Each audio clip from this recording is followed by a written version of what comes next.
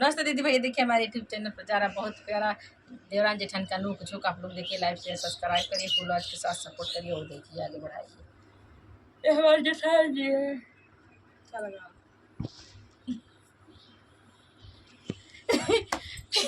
काहे तू गैलू अलगाई हो, सुना हमारी देवरानी। काहे हम गैली अलगाई हो, सुना हमारी जेठानी। काहे तू गैलू अलगाई हो, सुना हमारी देवरानी। काहे हम गैली अलगाई हो, सुना हमारी देवरानी।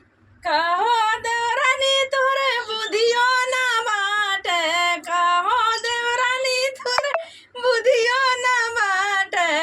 कैलू तू ही अलगाई हो, सुना हमारी देवरानी। काहे हम गैली अलगाई हो, सुना हमारी जेठानी। टोला मोहल्ला के सुने लू बतिया, टोला मोहल्ला के सुने लू बतिया। उन्हीं के बात सुन के गैलू अलगाई हो, सुना हमारी देवरानी। टोला महल्ला के सुनेली ना बतिया, टोला महल्ला के सुनेली ना बतिया। सासू ननदी हमके बोले बिरही बोलिया, सासू ननदी हमके बोले बिरही बोलिया।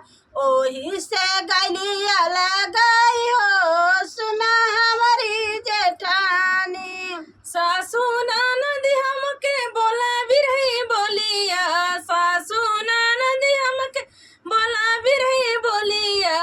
उनका ही बात नहीं मानी हो, सुना हमारी देवरानी।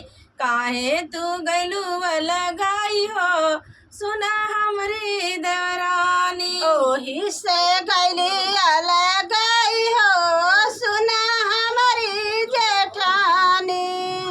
काहे तू गैलू अलगाई हो, सुना हमारी देवरानी। ओही से गैली अलगाई हो, सुना हमारी जेठानी।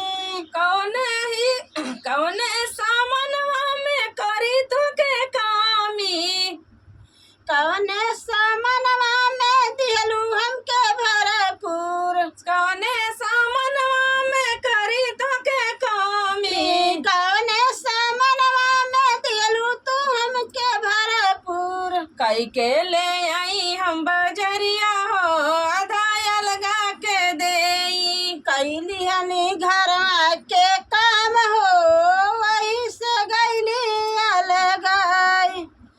हमहू करत रहली काम हो, सुना हमारी देवरानी। कैली घर